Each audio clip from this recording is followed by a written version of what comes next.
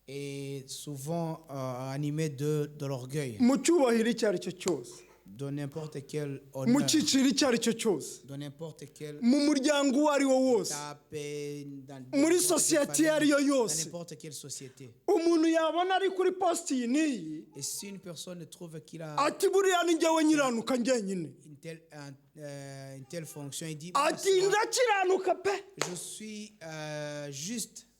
siko bimeze se? N'est-il pas namwe vrai? murabibona? Vous le voyez aussi? akavuga ati bano bantu Et il dit ces gens, mbategekesha ko ari njyewe, ni njyewe. je les ordonne parce que c'est moi.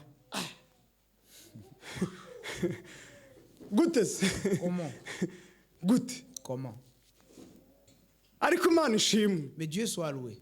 ntabwo ari ukubera gukiranuka, C'est pas par la justice. ahubwo ni uko hari ijambo Imana yavuganye na ba sogokuruza. C'est parce qu'il y a une parole que Dieu a dit avec nos ancêtres. ntabwo ari ukubera imbaraga, C'est pas par la force. ahubwo ni uko hari icyo Imana yavuze. C'est parce que Dieu a dit quelque chose. niba atari ugukiranuka rero, Si ce n'est pas par la justice, kandi niba atari uko twebwe turusha abandi amaboko, et si ce n'est pas parce que nous sommes plus forts que les autres, dufite ubutware bwo guhagarara ku kintu icyo ari cyo cyose nous muri uyu avons la mwaka turimo. puissance de nous tenir sur chaque chose dans cette dufite année. ubutware bwo guhagarara ku mbaraga iyo ari yo yose muri uyu Nous mwaka avons dutangiye, la puissance de nous tenir sur n'importe quelle puissance. hejuru y'imyubakire iyo ari yo yose, Au-dessus de toute construction. hejuru y'ubusonga ubwo ari bwo bwose. Au-dessus de toute autorité. niba harimo kubaha Imana, S'il y a aho ndakugira l'obéissance inama à Dieu, uzitonde. fais attention à cela. niba harimo kubaha Imana S'il y a uzabyitondera, l'obéissance à Dieu, fais attention à ariko cela. niba hariho kutubaha Imana, Mais s'il y a la désobéissance à Dieu, uzakora icyo ushaka. fais tout ce que tu veux. Yesu nashimwe, Jésus soit loué. si ugukiranuka, C'est pas par la justice. ahubwo ni uko Imana irinda ijambo ryayo. Parce que Dieu gardait sa parole. Abisiraheli Les enfants d'Israël, twabwiwe ko bagumye gusa naho nabo ubwabo bagenda bacogora, il nous a été dit qu'eux-mêmes se décourageaient. nubwo Imana yababonagamo abantu b'icyitegererezo, Même si Dieu les voyait comme les exemples, ariko bo ntabwo bubahishaga Imana nk'uko Mais yabishakaga. ils n'obéissaient pas à Dieu comme ils voulaient. bagumye kugenda binangira, bagenda bayisuzugura. Ils se sont endurcis et ils ont désobéi à Dieu. Mose agahaguruka akabatakambira, Moïse intercédait pour eux ageza aho arara amajoro 40 n'iminsi 40 ku musozi. jusqu'à faire 40 jours et 40 nuits. Imana imuha ibisate by'amabuye byanditseho Dieu amasezerano. lui a donné des pierres sur lesquelles Mose il écrit les commandements de Dieu. Mose abonye uburyo Abisiraheli bagoma, Et quand Moïse a vu comment les enfants d'Israël désobéissaient, atekereje ku byo Imana yavuze uburyo Abisiraheli babisuzuguye, et quand il a pensé aux choses que Dieu avait dites et que les enfants d'Israël n'obéissaient pas, afata bya bisate by'amabuye abimenera imbere yabo. alors il a fait fondre les deux pierres devant les enfants d'Israël. Ni ikibazo. C'est un problème. Amaze kumena bya bisate by'amabuye, Après avoir cassé tous ces deux morceaux de pierre, atangira kubaza Imana ati se abantu wakuje muri Egiputa amaboko akomeye ugiye kubarekera imbere y'aba bantu babarimbure? alors il a posé la question à Dieu, est-ce que tu vas laisser vraiment les enfants que tu as fait quitter d'Israël pour que ces peuples les détruisent? Uwiteka aramubwira ati ntabwo nzabareka. Alors l'Éternel lui a dit, je ne les laisserai jamais. Hari ikintu ngira ngo dutekerezeho. Mais il y a une chose que je voulais qu'on pense. niba Imana idakiza abantu kubera gukiranuka kwabo, Et si Dieu ne sauve pas les gens à cause de leur justice, ntibakirisha amaboko yabo et akomeye, que ce n'est pas par la force des hommes, ubwo twebwe twakwiyuzuza n'iki? à quoi nous pouvons faire, ni uwuhe mushinga twakora muri uyu mwaka? quel est le projet que nous pouvons faire nous? icya mbere ni ukumvira Imana. La première chose, c'est d'obéir à Dieu. Amina. Amen. icya mbere ni ukumvira Imana. La première chose, c'est no d'obéir à Dieu. kutumvira Imana La désobéissance à Dieu, niko gutuma umwana w'umuntu acogorera imbere y'ikintu icyo ari cyo c'est cyose. ce qui fait à ce que l'homme soit faible devant toute situation. ariko iyo umuntu yumviye Imana, Mais quand on obéit à Dieu, n'imbere y'abanacyo urakomera, même devant les anaques, tu es fort. kuko ufite icyo Imana yavuganye Parce nawe. que tu as quelque chose. ndagira ngo que l'État dit. mbabwire ngo mu isi hari abantu bateye ubwoba. Je vais vous dire que dans le monde, il y a les gens qui font peur. mu isi hari Dans le monde, il y a umuntu mbese wamureba ugasanga ari wewe, et quand tu le vois, tu vois, c'est vraiment lui. ariko abantu b'Imana Mais les enfants de Dieu, twebwe dutera ubwoba twiyoroshya. Haleluya. nous faisons peur dans l'humilité. Yesu nashimwe. Que Jésus soit loué. Dutera ubwoba twubaha Imana. Nous faisons peur en obéissant à Dieu. Ni ukuvuga ngo uko ab'isi bameze, Ça veut dire la manière dont les gens de ce monde sont, twebwe ntabwo ariko tumeze. nous ne sommes pas comme ça. Nubona umuntu w'Imana yitwaye nk'uw'isi, Et si tu vois qu'un enfant de Dieu se comporte comme un gutabarwa enfant kwe de Dieu, ntako, il n'y a pas de secours pour lui. gutabarwa kwe ntago uhari. Il n'y a pas de secours pour lui. Siko bimeze, N'est-ce pas? uko yaba akomeye kose, Peu importe sa puissance. ariko yuzuye gukiranirwa, Mais s'il est rempli de l'injustice, ibyo akora nibyo bizamugaruka.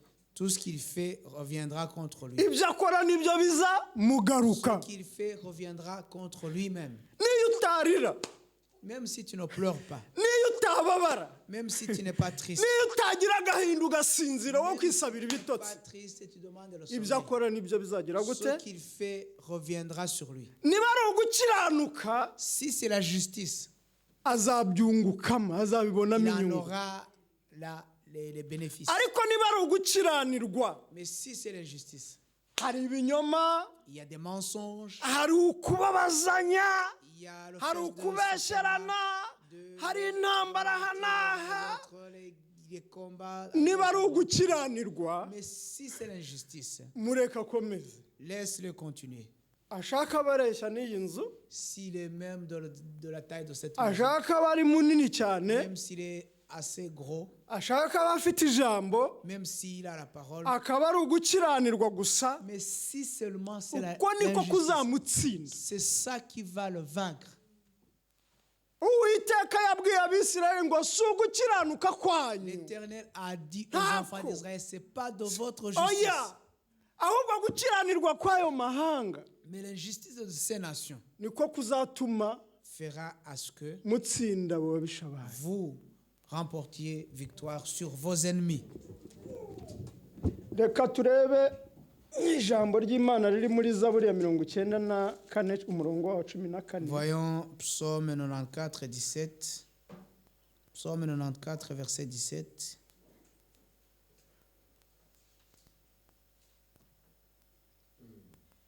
Psaume 94, verset 17. 14. À 14 plutôt. Car l'Éternel ne délaisse pas son peuple. Il n'abandonne pas son héritage. Amen. Kuko Uwiteka atazata ubwoko bwe kandi atazareka umwandu we. Hallelujah. Imana ishimwe. Amen. Uwiteka ntazareka ubwoko bwe. L'Éternel n'abandonnera jamais son peuple. Imana ishimwe. Amen. Ntago azata ubwoko bwe. L'Éternel n'abandonnera pas son peuple. Babandi bamwubaha nk'uko abishaka Ceux ntazabata. qui lui obéissent comme il veut, il ne les Ariko abandonnera pas. abamusuzugura Mais ceux qui le bazajugunywa résistent, hanze. ils seront jetés dehors. Uwiteka ntazata ubwoko bwe L'Éternel ne délaissera jamais son peuple. kandi atazareka umwandu we. Et il n'abandonnera pas son héritage. Imana itugirire neza. Que Dieu nous aide. Niba Imana itazata ubwoko bwayo, Et si l'Éternel n'abandonnera pas son peuple, kwe kubabazwa n'abakora ibyaha, ne soyons pas tristes à cause des gens qui font des péchés. cyane niba tubaburira ntibumve, Surtout si nous les avertissons et qu'ils ne nous écoutent pas, ntucike intege ne sois pas découragé kandi ntuhongere mu maso yabo. et ne sois pas faible devant eux. Imana idufashe. Que Dieu nous aide. Twabwiwe ijambo hariya aho twatangiriye ari naryo twagize umutwe, Donc la parole, Abakorino ba kabiri igice cyaho cya 5. 1 Corinthiens chapitre Niho ngira ngo 2 ngaruke. Corinthiens chapitre 5, je vais y revenir. Noneho turasoma umurongo wa 14 tugeze ku wa 16.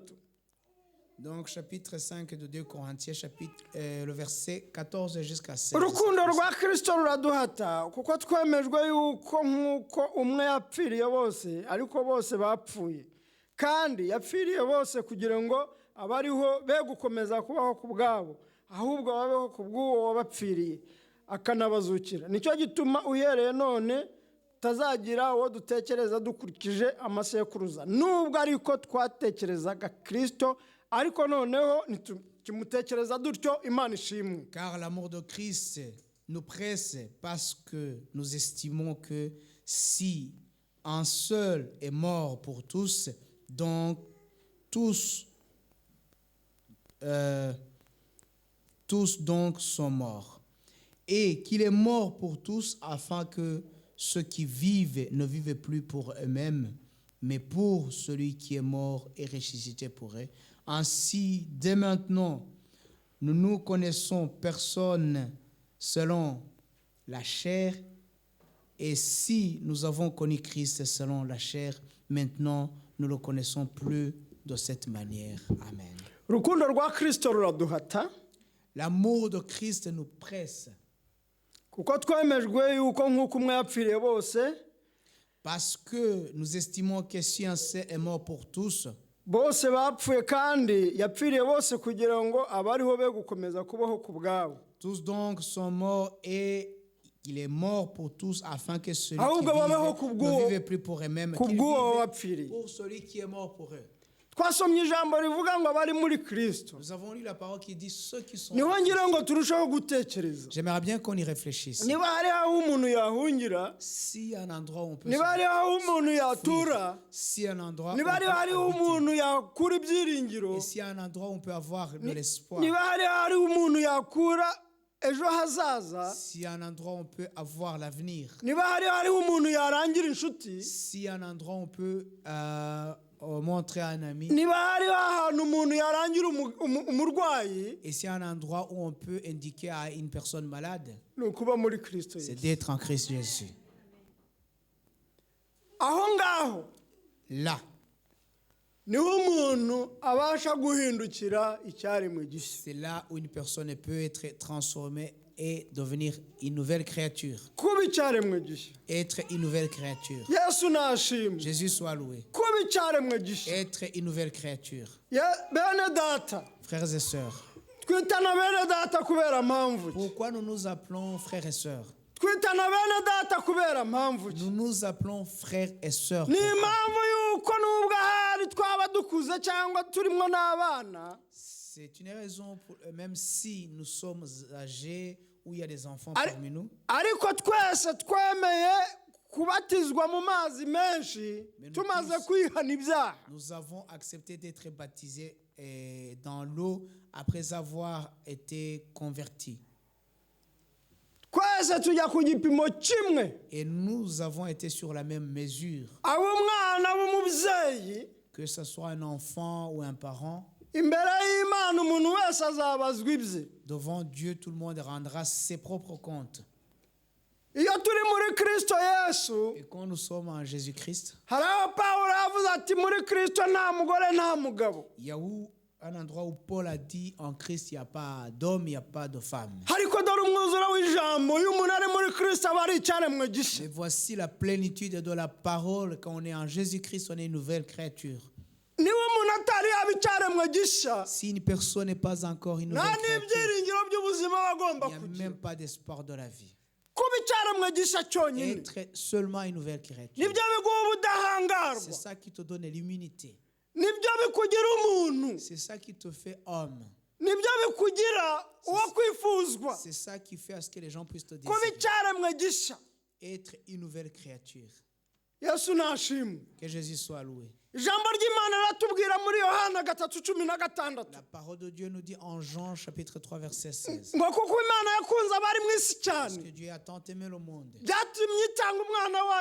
a donné son fils pour que celui qui croit à lui ne périsse pas, qu'il ait la vie éternelle. Il n'y a pas d'autre raison. C'est l'amour de Dieu. Il nous a aimés, nous les humains. Aujourd'hui, ceux qui nous ont précédés, il n'y a pas d'autre raison. Dieu, nous n'allions pas le rencontrer, mais il a donné son fils pour une raison, pour que toi et moi nous soyons. Mais aujourd'hui, tubigira Les akamenyero choses sont bamwe devenues babihindura des habitudes. bizinesi Il y en a bandi certaines babishakamo personnes qui en font indiri des y'icyubahiro business. Il y en a d'autres bandi personnes qui babishakamo cherchent indiri la gloire. y'amatiku Il y en a n'inzangano d'autres qui ntabwo ariko cherchent bigomba les kumera divisions. kuba icyaremwe gishya ni iki Être une nouvelle créature, c'est ceci. ni ukuba umuntu imana yishimiye C'est être une personne qui plaît à Dieu. kuba icyaremwe gishya Être une nouvelle créature. genda n'ibintu bishaje Tu marches avec des anciennes histoires. nta ntambwe Tu n'avanceras pas. umuntu ari mu byo atazi On est dans des choses ni comme impumyi ça. zirondata izindi Ce sont des aveugles qui aident les autres aveugles. ese umuntu yaba icyaremwe gishya yirirwa agambanira mugenzi Est-ce we qu'on peut être une nouvelle créature alors qu'on est en train Ntabwo bishoboka. de comploter pour son Inshuti prochain? z'Imana. Impossible. ntabwo bishoboka Impossible. ntabwo bibaho Impossible. ntabwo bibaho Ça n'existe pas. ntibizabaho Et ça n'existera icyaremwe pas. gishya ni Une iki nouvelle créature, c'est ceci. icyaremwe gishya ni iki Une nouvelle créature, c'est ceci. ko ari ukureka ibyo byashize C'est de laisser le passé. bigaruka biti Comment ça revient? bigaruka biti Comment ça revient? ibyo byashize se ndabihesha ndi umugisha se Et à quoi bon? Quelle personne que je vais bénir avec ces icyo choses? bimwungura ni iki njyewe icyo binyungura ni Quel iki avantage pour lui? Quel avantage pour avenir moi? bitanga ni Quel est iyi l'avenir dans ces choses-là? abari muri kirisito yesu Ceux qui sont en Jésus-Christ, aba bahindutse icyaremwe ce sont des nouvelles bya créatures. kera biba bishize Les anciennes choses sont passées. imbogamizi z'amadini n'amatorero Les obstacles des églises, ni ukuyobora abantu nabo des batazi aho bajya religions, c'est de conduire les gens alors qu'on ne sait pas là où on va. ntabwo bishoboka C'est impossible. icyaremwe gishya ni icyaremwe Une gishya nouvelle créature, c'est une nouvelle créature. guhindura amahanga birasaba iki Transformer le monde, ça demande. biradusaba kuba icyaremwe Ça gishya nous demande d'être de nouvelles créatures. ntabwo wahindura abantu nawe udahindutse Tu ne peux pas transformer les gens alors que toi tu n'es pas. wamurikira umuntu ute nawe uri Tu mu ne peux mwijima pas éclairer quelqu'un alors que tu es dans les ntabwo ténèbres. bishoboka Impossible. ntabwo bishoboka Impossible. icyaremwe gishya ni iki C'est quoi la nouvelle créature? niba ari ugusuzugura emera usuzugurwe Si c'est d'être méprisé, accepte-le. imana idufashe Que Dieu nous aide. kandi imana itugirire Et neza que Dieu nous aide. ntabwo byoroshye C'est pas facile. ariko nitworoha bizoroha Et si nous sommes doux, ça sera facile. ngo byose biboneye Tout est ababoneye pour ceux qui sont justes. siko bimeze se N'est-ce pas? ibiboneye ababoneye Tout est juste pour ceux qui sont iminota justes. yanjye yagiye Mon temps est passé. tugiye gusoma umurongo dusoza Nous allons lire un verset pour clôturer. ngo ariko byose bituruka ni 18 C'est toujours en 2 Corinthiens chapitre 5 verset 18. ariko byose bituruka ku mana yiyunze natwe ku bwa kirisito ikaduha umurimo wo kuyunga n'abandi Et tout cela vient de Dieu qui nous a réconciliés avec lui par Christ et il nous a donné le ministère de la réconciliation. ngo kuko muri kirisito imana arimo yiyungiye n'abari mu isi ntiyaba ikibabaraho ibicumuro byabo kandi noneho yatubikije ijambo ry'umwuzuro imana idufashe Car Dieu était en Christ, réconciliant le monde avec lui-même, en n'imputant point aux hommes leurs offenses, et il a mis en nous la parole de la réconciliation. Amen. imana yaguhaye umurimo wo kuyunga n'abandi Dieu t'a donné le travail de le réconcilier avec les autres, nk'uko kirisito nawe yatwunze n'imana comme Christ nous a réconciliés avec Dieu. mu gitondo Le matin, ntekereza ko utekereje ijambo ryo kunga wasanga abantu ahubwo nta n'indi minisiteri wakora donc je pense que si tu méditais le matin une parole de réconciliation, tu ferais que cela comme ministère. ntabwo byoroshye C'est pas facile. kuko abateranya ni benshi kuruta bunga Parce que les gens qui séparent sont plus nombreux que les gens qui réconcilient. ariko ibyo udashoboye hari imana ishobora byose Mais ce que tu es incapable de faire, il y a un Dieu qui en est capable. hari imana ishobora N'aie byose pas peur, il y a un Dieu puissant et capable. imana ibyaturegaga byose Ce qui nous condamnait, yabishyize mu mwana wayo Dieu l'a mis en son Fils kwa kutubaha imana kw'abisiraheli twasomye mu La gutegeko kwa désobéissance kabiri des enfants d'Israël que nous bya avons dans Deutéronome, bya bene kora les péchés kwa des... kwirebaho kwa ba Eliya kwirebaho kwa Eliya donc, avuga ati ninjye muhanuzi njyenyine l'égoïsme nsigaye de Élie, ibyo byose tout cela, imana yarabifashe Dieu l'a pris. ibona nta wundi mwana w'umuntu ikwiriye kubyikoreza Il a vu qu'il n'y avait aucun enfant humain qui pouvait le ibishyira porter. mu mwana wayo Il a mis en son propre fils. imaze kubishyira mu mwana Et wayo quand il a mis dans son propre fils, imushyiriraho kugira ngo atwunge nayo il a établi pour nous réconcilier avec lui. harya mu gifaransa abantu bungana ni Réconciliateur, le médiateur, mediateur le médiateur. kenshi ibihugu byagize intambara Souvent, dans les pays où il y a eu des guerres, ubona ko bamwe hahaguruka abantu bagiye kunga igihugu n'ikindi il y a les gens qui se lèvent et qui vont dans les pays pour, en tant que médiateur entre les deux pays, par exemple.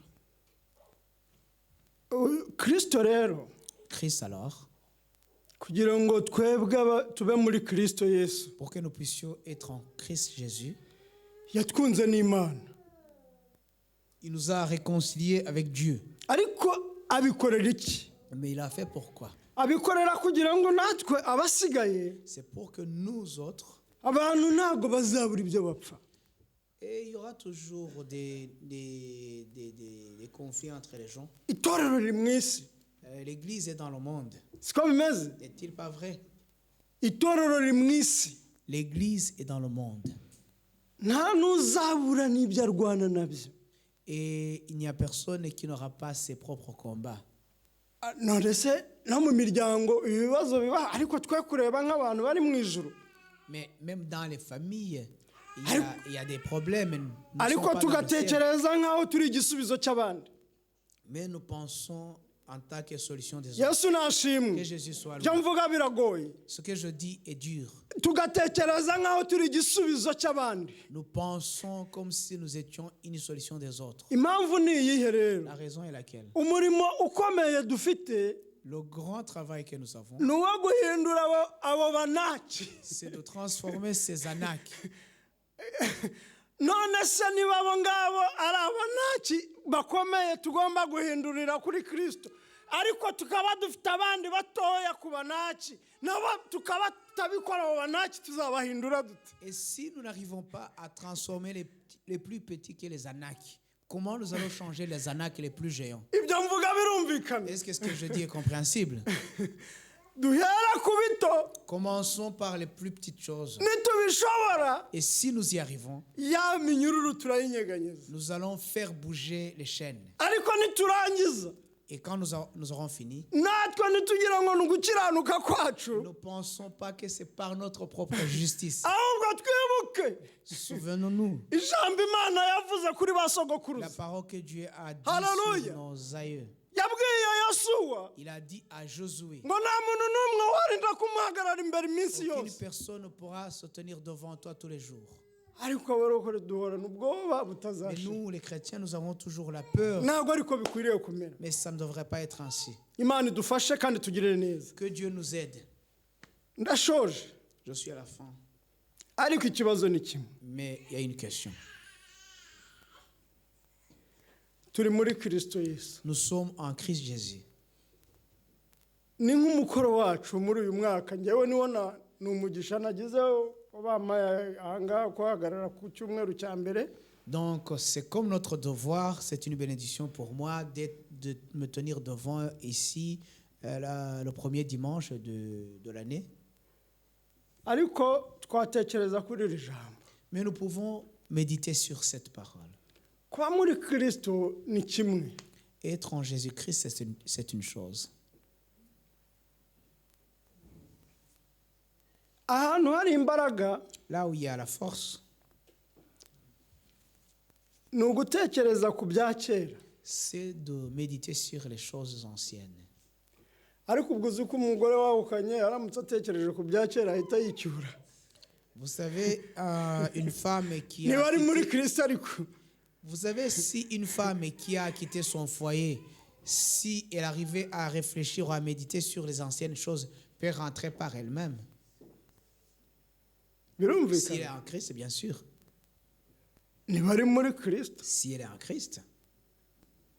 kuko kenshi yesu yagiye ababwira abantu ati ariko ntimwari mwasoma ijambo Parce que Jésus leur disait souvent, vous n'avez pas encore lu. ntabwo murasoma ijambo Vous n'avez pas encore lu la ntabwo parole. murasoma ijambo Vous n'avez pas encore lu la ijambo parole. ubwaryo riratuyobora La parole kandi elle-même nous guide rikaduhanira kureka et nous corrige afin que nous puissions abandonner certaines choses. imana idufashe Que Dieu nous aide. niba turi muri kirisito Si nous sommes en Jésus-Christ. haleluya Amen. nta n'ubwo umumediyateri azaza ntari nasubira mu rugo On n'aura même pas besoin de médiateur. Je rentrerai bien avant. Amen. biroroha Ça devient facile. biroroha Ça devient facile. ariko biterwa n'ijambo agaciro rifite muri ngewe Mais cela dépend de la valeur que la parole a en moi. yesu yaciriye abantu umugani Jésus a donné une ababwira inzu yo parole. ku rutare n'inzu yo ku Il musenyi leur a parlé d'une maison sur le abwira rocher uburyo inzu yo ku musenyi et une maison sur le sable. igira gute igwa vuba Et comment une maison Inzu yo sur ku le rutare sable tombe igakomera. facilement. Et la maison sur le rocher avuga ati inzu yo ku Et- rutare solide. nabumva ijambo ryanjye La maison sur le rocher, bagakorera ce ibyaryo sont ces gens qui écoutent ma parole et qui font ce que la parole demande. abari muri kirisito rero Ceux qui sont en Christ bahindutse ibyaremwe sont bishya devenus de nouvelles créatures. haleluya Amen. tuzibukire ibya kera Écartons-nous des anciennes icyumweru choses. cya mbere duhagurukana imbaraga zo kuzibukira ibya Et kera la première semaine nous donne la force de nous écarter des anciennes choses. duhagurukana imbaraga zo kuzibukira ibya kera Levons-nous avec la force de nous écarter avec les anciennes choses. ngo kirisito nawe bamutekerezagaho ku by'amasekuruza Christ aussi, on le pensait suivant les bamutekerezaga Les généalogies. bakurikije ngo les iby'amasekuruza généalogies. kandi n'uyu munsi hari abakimutekereza gutyo Même aujourd'hui, il y a les gens qui pensent toujours pareil. imana idufashe Que Dieu nous aide. ariko twebwe ntitwize kirisito gutyo Nous n'avons pas appris Alléluia. Christ comme ça. twe ntitwize kirisito Ce n'est gutyo pas comme ça que nous avons appris Christ. tugiye guhaguruka dusenga imana Nous allons nous lever et nous allons prier. tugiye gusenga imana Nous allons prier Dieu ku bw'ijambo ryayo twumvise pour la parole que nous avons entendue. ariko ndagira ngo dusenge mu byiciro bibiri Mais nous allons prier en deux hari étapes. ukeneye mu by'ukuri kuba muri kirisito neza Il y a neza quelqu'un qui a neza besoin d'être neza en Christ bien. atari ibintu mbese byo kwihesha amahoro Pas des choses pour se donner la paix lui-même. uwo nguwo Celui-là, celle-là, ibyo bya kera akagenda byarashize pour qu'elle ou il puisse marcher avec, sans avoir derrière elle ou lui les anciennes choses. muzi impamvu ibya kera bigomba gushira Vous savez pourquoi les anciennes choses doivent... hari ibishya byo muri uyu finir. mwaka tugomba kubamo Il y a des choses nouvelles de cette année dans lesquelles nous devons être. hari ibishya byo muri uyu mwaka Il y a de nouvelles choses pour cette année. ntabwo bibangikana n'ibya kera Et ça ne peut pas cohabiter avec les anciennes kimwe choses. kirasohoka ikindi kinjira Une chose sort, une autre entre. kimwe kirahagarara ikindi cyicare Une chose s'assoit et l'autre se met debout. yesu ashimwe Que Jésus soit loué. hari ibya kera biri bushire Il y a des choses anciennes qui vont tugahagurukana ibishya muri uyu mwaka terminer et que nous allons nous lever avec de nouvelles choses cette année. tugiye gusenga imana Nous allons prier Dieu. amen Amen. uwumvaga aremererwa n'ibya kera niwe tugira ngo dusengere Celui ou celle qui voyait les choses anciennes peser sur lui ou sur elle kandi va se lever birashoboka et nous allons prier.